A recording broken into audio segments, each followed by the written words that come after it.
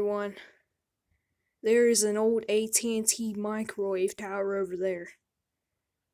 It's sticking up over the trees.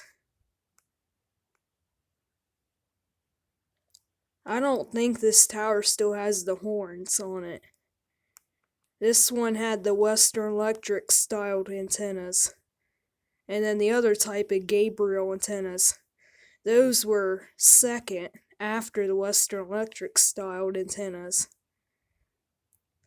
This tower over there was put up in 1966, maybe somewhere in that type of year. And there's two cell phone towers over here. One about right in there. And then another one over there. That one you can almost see a light flashing on it. And then the AT&T microwave tower's not that tall. You can see the two platforms on it. This tower's painted red and white.